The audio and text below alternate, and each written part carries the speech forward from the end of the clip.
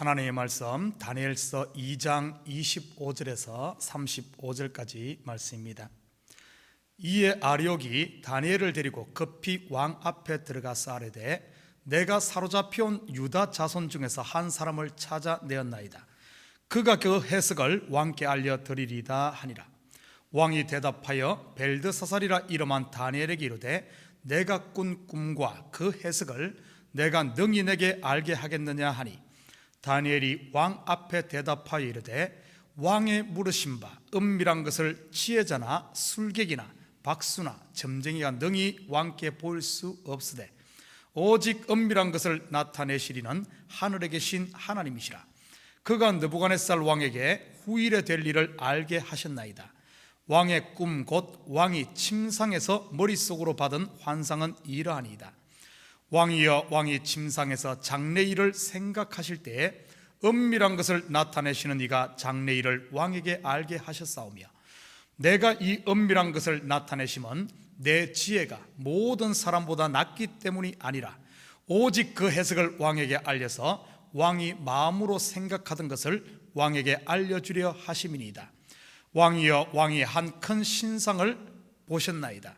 그 신상이 왕의 앞에 섰는데 크고 광채가 매우 찬란하며 그 모양이 심히 두려우니 그 우상의 머리는 순금이요 가슴과 두 팔은 은이요 배와 넓적다리는 노시요 그 종아리는 쇠요 그 발은 얼마는 쇠요 얼마는 진흙이었나이다. 또 왕이 보신즉 손대지 아니한 돌이 나와서 신상의 쇠와 진흙의 발을 쳐서 부서뜨리매 그때 쇠와 진흙과 녹과 은과 금이 다 부서져 여름 타작마당에 겨같이 되어 바람에 불려 간 곳이 없었고 우상을 친 돌은 태산을 이루어 온 세계에 가득하였나이다. 아멘. 좋은 아침입니다. 우리는 어제 아침에 위기 앞에서도 요동하지 않는 다니엘의 당당한 모습을 살펴보았습니다. 그리고 그 당당함 이면에는 하루 3번씩 하나님 앞에 엎드리는 기도가 있었고요, 그런 기도의 내공이 쌓인 그였지만 또한 친구들에게 기도를 요청하고 함께 기도하는 겸손한 모습도 보았습니다. 하나님 앞에 엎드린 자만이 사람 앞에 당당할 수 있음을 발견할 수 있죠. 결국 하나님께 엎드리지 않으면 사람 앞에 엎드리게 됩니다. 누가복음 12장 4절과 5절입니다. 내가 내 친구 너에게 말하노니 몸을 죽이고 그 후에는 능히 더 못하는 자들을 두려워하지 말라. 마땅히 두려워할 자를 내가 너에게 보이리니 곧 죽인 후에 또한 지옥에 던져넣는 권세 있는 그를 두려워하라. 내가 참으로 너에게 이르노니 그를 두려워하라. 진짜 두려워해야 할 존재를 아는 사람은 더 이상 사람을 두려워하지 않게 됩니다. 특별히 통치자가 갖춰야 할 가장 중요한 요소 중 하나가 바로 위에 있는 권세를 아는 것이지요. 하나님을 두려워할 때 곁길로 가지 않게 되고 또한 사람들에게 이리저리 휘둘리지 않지요. 그래야만 소신껏 정책을 수행해 나갈 수 있지 않겠습니까? 그날 밤에 다니엘은 환상을 깨닫게 됩니다. 한나처럼 하나님과 심정이 통한 것이지요. 그리고 드디어 다니엘이 느부갓네살 왕 앞에 섭니다. 오늘 본문 25절 26절 같이 봅니다. 이에 아리옥이 다니엘을 데리고 급히 왕 앞에 들어가서 아뢰되 내가 사로잡혀 온 유다 자손 중에서 한 사람을 찾아내었나이다. 그가 그 해석을 왕께 알려드리리다 하니라. 왕이 대답하여 벨드사살이라 이름한 다니엘에게 이르되 내가 꾼 꿈과 그 해석을 내가 능히 내게 알게 하겠느냐 하니, 내가 사로잡혀 온 유다 자손 중에서 한 사람을 찾아내었나이다. 시위대장 아리옥의 말입니다. 네가 능히 내게 알게 하겠느냐? 느부갓네살 왕의 말이죠. 두 사람의 말에 공통적으로 풍기는 뉘앙스가 뭘까요? 무시하고 얕보는 말투이지요. 충분히 이해는 됩니다. 이때 다니엘의 나이가 10대 중후반에 티네이저였으니까요. 거기다가 포로의 아들이었지요. 창세기에 나오는 요셉과 다니엘은 닮은 점이 참 많습니다. 둘 다 노예 출신이며 젊은이들이었죠. 그리고 꿈 해몽을 했고 둘 다 총리가 되었습니다. 개천에서 용랑꼴이네요. 그러다 보니 이들의 이야기는 젊은 청년들에게 많이 인용됩니다. 너희도 꿈을 가지고 열심히 기도하고 열심히 하면 성공할 수 있어. 젊은이들이여 꿈과 비전을 갖고 포기하지 말자. You can do it. 너도 할 수 있다 하면서 말이지요. 그러면 젊은이들은 두 주먹 불끈 쥐고 맞아 나도 할 수 있어 한번 해보는 거야 하잖아요. 물론 대부분 작심삼일로 끝나지만 말이죠. 여러분, 다니엘서를 이렇게 풀면 좀 곤란합니다. 듣기는 좋고 감동은 될지 몰라도 본질에서 많이 벗어나지요. 다니엘을 공부하며 놓치지 말아야 하는 것이 하나님의 주권입니다. 세상의 역사는 제국의 군왕이나 세상의 지혜자들이 아닌 하나님이 이끌어 가신다는 사실입니다. 그렇다면 하나님이 쓰시는 일꾼은 어떤 사람일까요? 고린도전서 1장 26절에서 29절입니다. 형제들아 너희를 부르심을 보라. 육체를 따라 지혜로운 자가 많지 아니하며 능한 자가 많지 아니하며 문벌 좋은 자가 많지 아니하도다. 그러나 하나님께서 세상에 미련한 것들을 택하사 지혜 있는 자들을 부끄럽게 하려 하시고 세상에 약한 것들을 택하사 강한 것들을 부끄럽게 하려 하시며 하나님께서 세상에 천한 것들과 멸시받는 것들과 없는 것들을 택하사 있는 것들을 폐하려 하시나니 이는 아무 육체도 하나님 앞에서 자랑하지 못하게 하려 하심이라. 한 군데 더 봅니다. 고린도서 12장 9절입니다. 나에게 이르시기를 내 은혜가 내게 족하도다. 이는 내 능력이 약한 데서 온전하여 짐이라 하신지라. 그러므로 도리어 크게 기쁨으로 나의 여러 약한 것들에 대하여 자랑하리니 이는 그리스도의 능력이 내게 머물게 하려 함이라. 예수님께서 오병이어의 표적을 나타내실 때도 같은 상황입니다. 어린아이가 가져온 보리떡 5개와 물고기 2마리. 제자들이 뭐라고 했습니까? 이것 가지고 이 많은 사람들에게 얼마나 되겠습니까? 약하고 천하고 마른 막대기를 들어 쓰시는 하나님, 무슨 뜻일까요? 바로 자신이 죄인임을 아는 자만이 하나님의 비밀을 알게 되지요. 또한 겸손한 자만이 하나님의 은혜를 받는다는 말입니다. 야고보서 4장 6절입니다.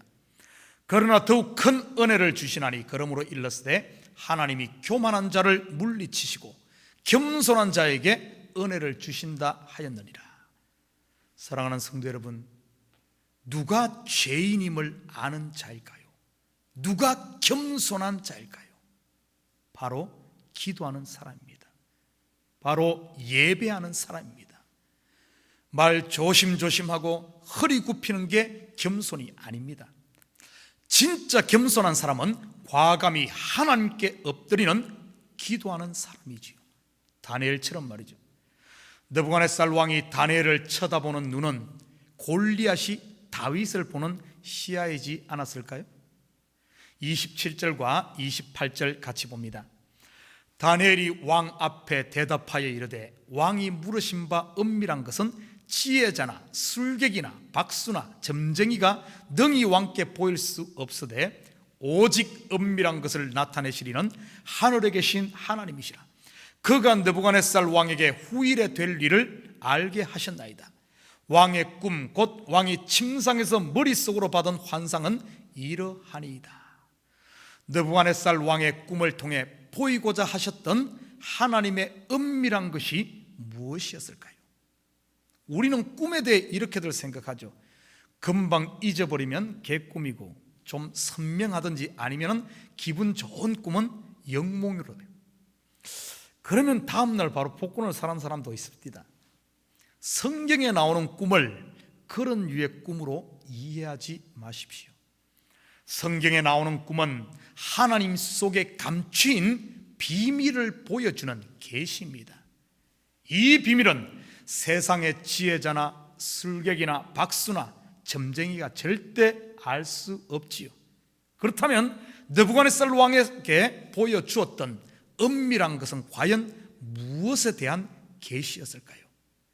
고린도전서 2장 6절부터 10절입니다.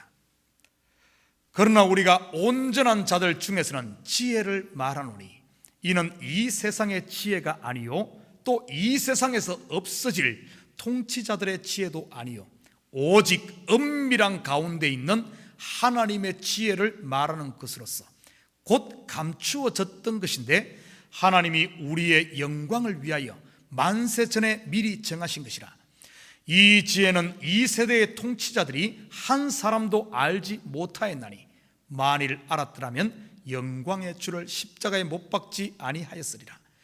기록된 바 하나님이 자기를 사랑하는 자들을 위하여 예비하신 모든 것은 눈으로 보지 못하고 귀로 듣지 못하고 사람의 마음으로 생각하지도 못하였다 함과 같으니라. 오직 하나님이 성령으로 이것을 우리에게 보이셨으니 성령은 모든 것 곧 하나님의 깊은 것까지도 통달하시느니라. 창세기부터 수많은 믿음의 사람들과 선지자들을 통해 예언해 오시는 바로 메시아 예수 그리스도이지요. 하나님께서는 느부갓네살이라는 이방의 왕을 통해 하나님의 비밀인 예수를 계시하고 있습니다. 꿈에 대한 자세한 내용은 내일 아침에 자세히 다시 다루기로 하고 34절과 35절 같이 봅니다. 또 왕이 보신즉 손대지 아니한 돌이 나와서 신상의 쇠와 진흙의 발을 쳐서 부서뜨리매 그때 쇠와 진흙과 놋과 은과 금이 다 부서져 여름 타장에 겨같이 되어 바람에 불려 간 곳이 없었고 우상을 친 돌은 태산을 이루어 온 세계에 가득하였나이다. 손대지 아니한 돌, 누구를 말할까요? 바로 산돌이신 그리스도지요. 세상의 모든 권세와 나라들이 다 복음 앞에 다 무너진다는 뜻이지요. 사단의 권세 아래에 있던 거짓의 나라들은, 세상 나라들은 진리의 빛 앞에 거짓이 다 드러나지요. 금의 나라도 은의 나라도 동의 나라도 철과 흙의 나라도 다 무너집니다. 바로 산돌 앞에 말이죠. 그리고 이 돌은 태산을 이루어 온 세계에 가득하다고 하네요. 결국 돌의 나라가 되네요. 여러분, 그렇다고 제주도로 이사가지는 마십시오. 우리 제주도를 삼다도라고 하잖아요. 삼다, 세 가지가 많다는 뜻인데 무엇인지 아십니까? 옛 가수 혜은이가 부른 감수광이라는 제목의 이 노래 보면은 나오잖아요. 바람 부는 제주에는 돌도 많지만 인정 많고 마음씨 고운 아가씨도 많지요. 제주도에 많은 삼다, 바람과 돌과 여자. 여러분, 돌의 나라, 다듬지 않은 돌, 벽돌이 아닌 이 산돌의 나라. 여러분, 돌, 모세가 광야에서 친 반석, 물이 솟아났지요. 다윗의 물맷돌, 돌 하나에 골리앗이 쓰러지지요. 야곱이 돌베개 했던 그 돌, 하늘의 문이 열리는 그 광경을 보지요. 다듬지 않은 돌로 쌓은 제단. 여러분, 예수 그리스도의 나라, 바로 돌의 나라입니다. 하나님의 나라, 곧 교회 공동체를 말하고 있지요. 결국 온 나라와 족속과 민족과 방언들의 이 그리스도의 생명이 복음이 전해져 하나님 나라가 된다는 말이지요. 여러분, 그런데 좀 이상하지 않나요? 지금까지 메시아에 대한 예언은 거룩한 믿음의 사람이나 선지자들을 통해서 선포되었지요. 그런데 선지자 다니엘도 있고 믿음의 사람 그의 세 친구도 있는데 왜 하나님께서는 이들을 통해 계시하지 않으시고 이방의 왕 느부갓네살 왕을 통해 메시아 나라의 꿈을 꾸게 했을까요? 자기가 꾼 꿈이 무엇인지 알지도 못하는 이 왕을 통해 말이죠.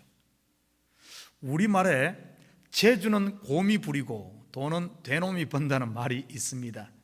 여기에 적절한 표현인지는 모르겠지만 꿈은 느부갓네살 왕이 꾸는데 결국 영광은 누가 받습니까? 꿈을 해석한 다니엘이 영화를 얻고 영광은 하나님이 받지요. 하나님의 일하심의 손길을 보십시오. 신묘막측합니다.